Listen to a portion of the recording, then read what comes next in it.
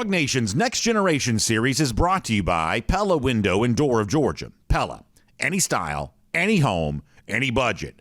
Visit PellaofGA.com to get started. Again, welcome back, DawgNation. I'm Kaylee Mansell with Jeff Sentell, and this is week 14 of talking about all the new talent headed to Athens this fall. Today we're going to talk about linebacker Troy Bowles, a man with a famous last name, son of the Tampa Bay Bucks head coach Todd Bowles. He's the nation's number 6 linebacker according to 247, number 7 according to On3. What does Troy Bowles choosing UGA say about the program, Jeff?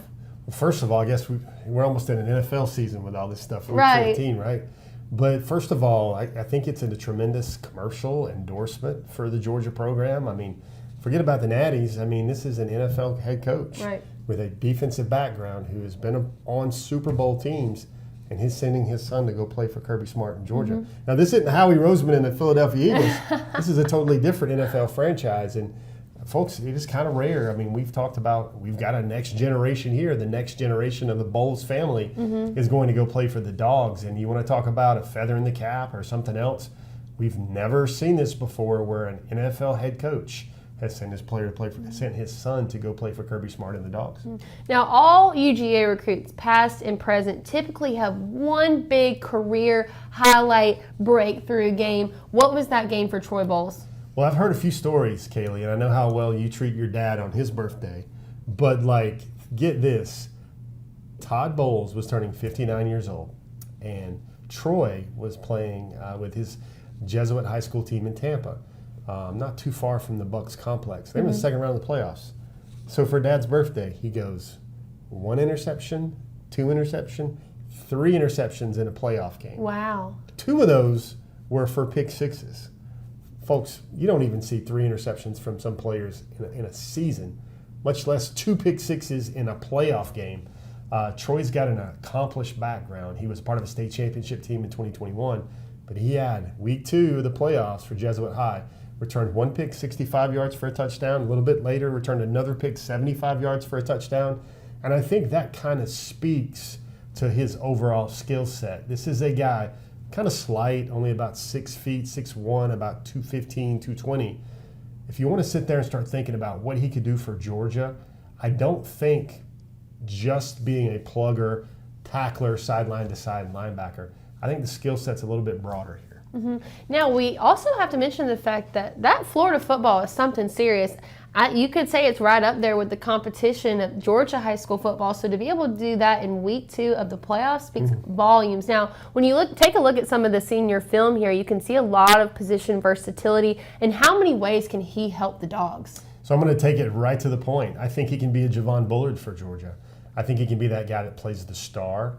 One thing I noticed I saw him in the All-American game and the whole week of practices.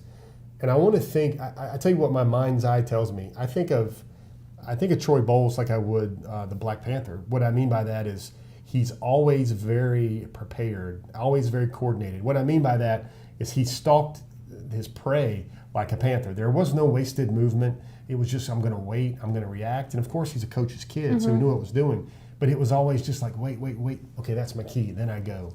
He was always in the right spot. He was always prepared. He always did the job. And, when you see about Georgia's stacked linebacker room, and we've already talked about C.J. Allen and Raylan Wilson, who I think are going to have their name enshrined or put up on big trophies, or they're going to have a prominent place in Georgia football lore over the years.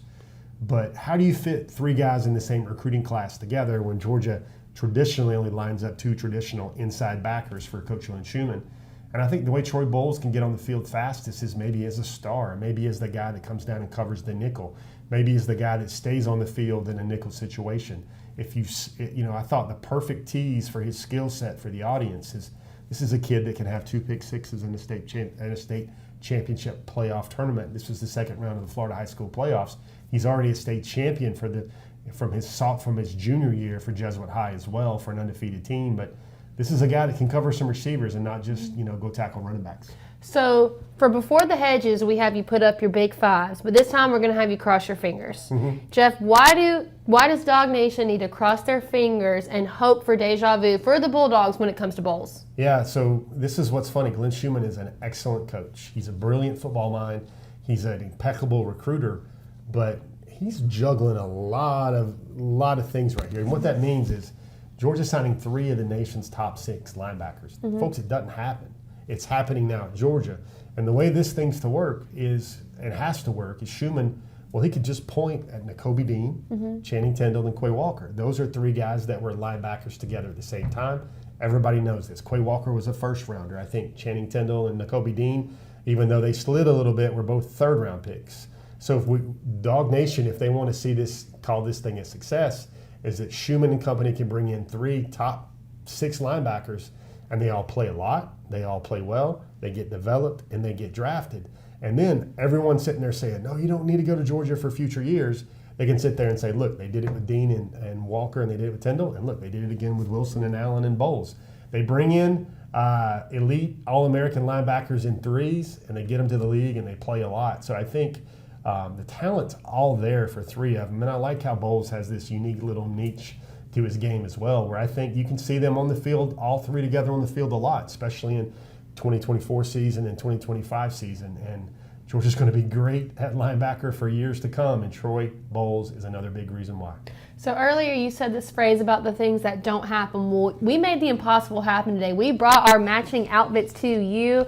Yes, we color coordinated this after some wardrobe malfunctions, as we'll put it, over the last couple of weeks. So in the following weeks with this next generation, we hope to be bringing you all the great outfits, all the color coordination. But let's get back to it. Troy Bowles, cannot wait to see what he can do on the field. Excited to hopefully see his dad at some games this year, bringing the Bucks to Athens. Guys, make sure to tune back in next week. We'll have more for you on all the next generation of talent headed to Athens.